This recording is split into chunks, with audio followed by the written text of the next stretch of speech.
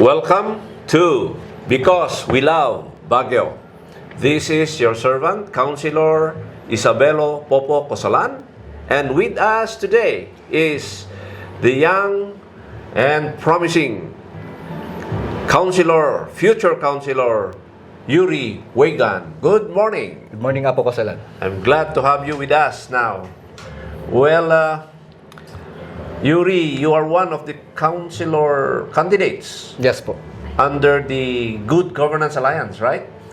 And I was just wondering, what made you file your candidacy for councilor? Tiyagpaiso na, Apo Cosalan. Yeah. When this was brought up to me, I was hesitant Brought out by whom? by a lot of people. Okay. Galing.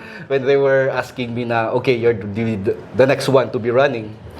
At first, I was hesitant. Aha. Talaga pong question ko kasi am I the right person for it? Yun pa yung lagi kong tinatanong. Because of course, we want what's best for Baguio. Aha. And that's one Aha. thing. So, as the time goes by, there are three things that convinced me. There is this encouragement, the fear, and the obligation. When yung sa encouragement, adungay ti nagibaga nga it's your time. Bagbaga na kinyak, it's your time. You have the right experience. You have adamo ti pinalpas mo ti skwilam. Okay. Adami po from friends and relatives. Talaga pong siguro may nakikita sila that I do not see in myself. Uh-huh. So that's one thing. And the second one is fear. Fear for the future of Baguio. Oh, I Kasi see. it's not that hard naman to see na times are changing. That's right. And if wala tayong gagawin, That's right. we don't know kung anong mangyayari sa Baguio City. If we don't have siguro innovative ideas, That's we right. don't make tough decisions, then we cannot comprehend na if yung Baguio today can sustain if the Baguio in the future can sustain po yung mga residents niya. That's right. And third is the obligation, a sense of obligation. I always had this, when I was working with the government, when I was with the Department of Agriculture and NEDA, one question that always keeps me awake is, what more can I do? Yun po lagi kong pinupuntahan. Lagi po, lalo na po pag pupunta kami sa grassroots areas, in whole Cordillera, ano pa po ang pwede kong i-contribute? What more can I do? This was brought up then ulit sa akin, this question, when I was still with NEDA. Linapitan po ako ng Asia Institute of Management. AIM. AIM. They asked me if I wanted to become a project manager to one of their projects. Pero at the same time, I was being offered a job here din sa Baguio to be a team leader. Then this involves po yung autonomy for Cordillera. So that's under NEDA, Yes, that's under the NEDA, under the Regional Development Council. RDC. Yes. Okay. Ang dami nagsasabi sa akin, aim na yan, kagatin mo yan. O set ka na sa professional life mo if you landed that job. Pero sa akin, kasi malapit talaga ang puso ko sa Baguio City tsaka sa Cordillera. Ang hirap, I had to let go of that opportunity and stay with the Cordillera. I took the job as a team leader. Even though I know maraming setback po, maraming magka-question on my appointment there, maraming setback, I still chose because I wanted to be more involved dito po sa ating syudad ng Baguio City and Cordillera. So with that po, that is siguro after a few months or days, naisip ko na po na I have this opportunity Yeah. to serve Baguio Yeah. on a larger scale. Wow. So I choose to serve po Apo Cosalan. So you decided really Yes. to stay here in Baguio. And of course, because you have been given that encouragement or nomination even to run as councilor, that was your basis. Now, of course, dito pa kasi sa Baguio, magagamit natin sa mga Oo nga po. way-hat natin, di ba? Baka pag ginamit ko to po to sa Makati, Wala, hindi tawanan na pwede. po. Mainit masyado. Inappropriate ba? Yeah. Well, that's good. And really, come to think of it, yung sinabi mo kanina, na will the development of Baguio be sustainable for the next generation? So happen, we are one generation apart. Yeah.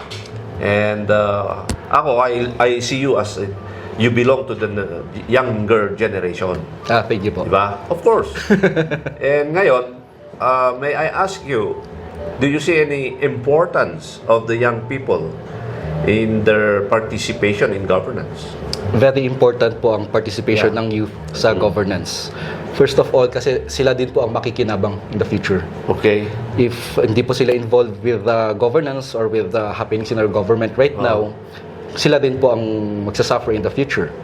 And of course, we have to take into account that the youth, sila po ang maraming dynamic and innovative ideas. Yes. So we need that po sa ating sa involvement sa governance po. Because if we do not, if we just keep doing the old things or rehashing the old processes, without involving our youth, yung mga voice po ng youth, wala pong pagiging pagbabago sa ating city. So, do you have any vision for the youth in policy making here in the city? How do you see them participating, involving themselves? Number one po dapat dyan is talaga pong meron silang dapat involvement.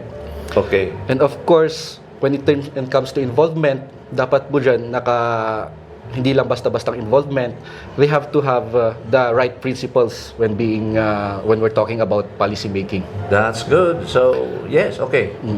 When in terms naman po for policy making, the involvement of the youth, pwede po natin, we can break it down through the supply chain process. We have the input, process, output. Okay. So the input, dyan po papasok ang mga public consultation.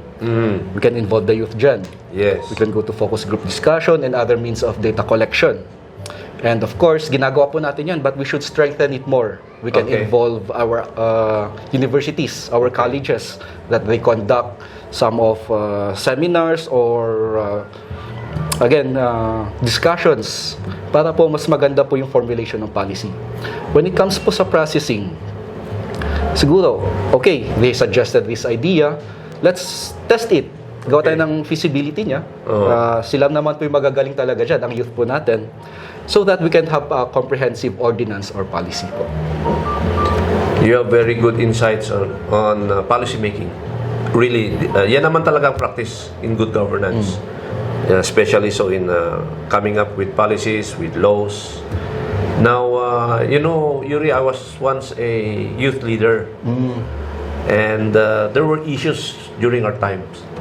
And I wonder, right now, anong nakikita mong issues na with regards to the youth participating in governance?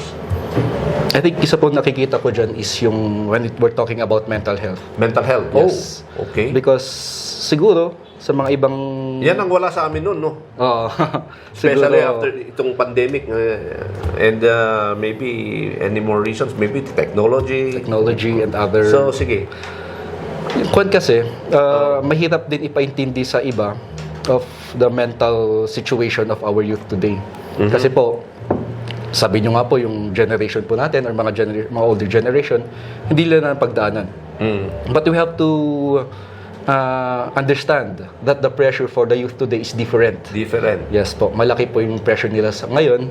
Kaya po kailangan po natin tugunan yung mental health issues. We have to be proactive when we are handling it. Kailangan po natin ng more support to them. And of course, isa pa po dito is since ang isa po talagang major na nagpapatakbo ng Baguio City is tourism. Of course, dahil yan ang prime industry natin. Yes. And minsan ang nagpapalago talaga ng tourism natin is yung involvement ng youth sa social media. Okay. Parang they are already advertising Baguio for free minsan nga. Okay. They just take pictures, they take videos. But gusto po sana natin na when they are trying to advertise then, when they're trying to sige, sabihin na natin, advertise tourism here in Baguio, that kailangan po, we have to find an equilibrium or sustainability when it comes to tourism po. We have to make sure na tinutugunan po natin din ang ating environment. Yeah, kasi yung tourism, although it's our prime industry, there are other sectors that conflict with tourism like yung sinabi mo, environment, and even the education sector.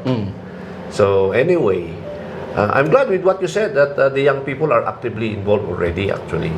So I wonder if there are other areas where you need to empower the young people yet or involve them. How do you see yourself when you're in the city council? How can you expand their participation?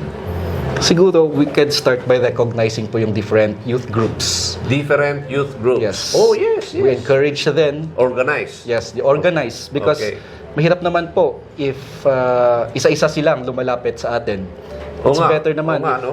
they are organized, they have more power. And tayo naman po sa council, tayo naman po sa government, let us encourage them Yeah. na to speak out their voices, to hear their opinions.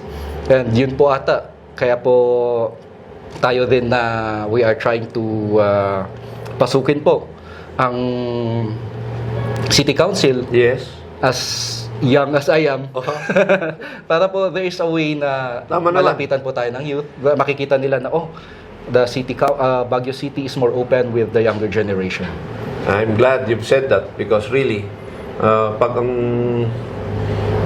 binoboto natin konsel, pabalik-balik, how can we have new ideas and new ways? Narigat mo, Pim. Narigatmat. But with you and with your fresh ideas, well, I see a dynamic participation of the young people together with the other candidates of GGA as well. Opo, Kaps. Babatan nyo eh.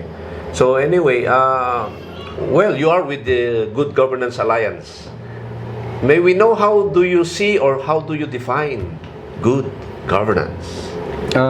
Besides po yung practicing ang principles of good governance, which is integrity, accountability, transparency, and inclusivity, Yeah.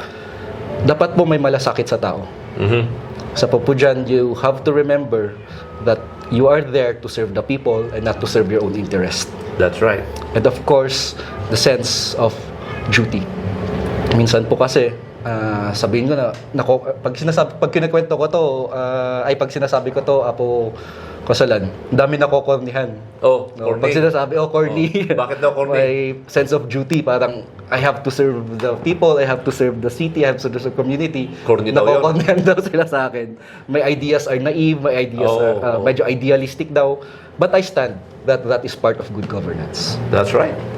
And with your principles and your practice of your principles in your life, hindi ka na, you of course you're young but yet may experience ka na rin.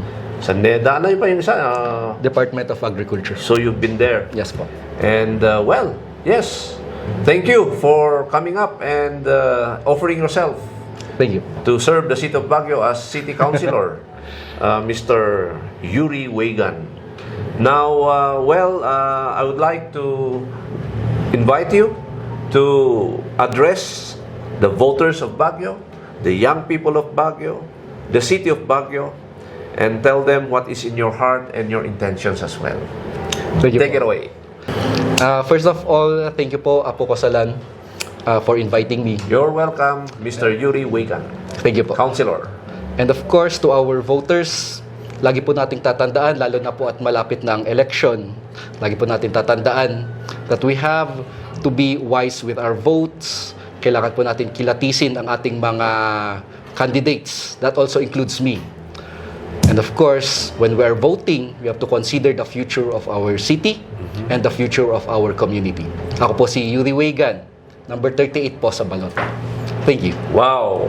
Thank you, Councilor Yuri Wegan. Maraming salamat po. Yeah. And here we are, your servant, Popo Cosalan, because we love Baguio.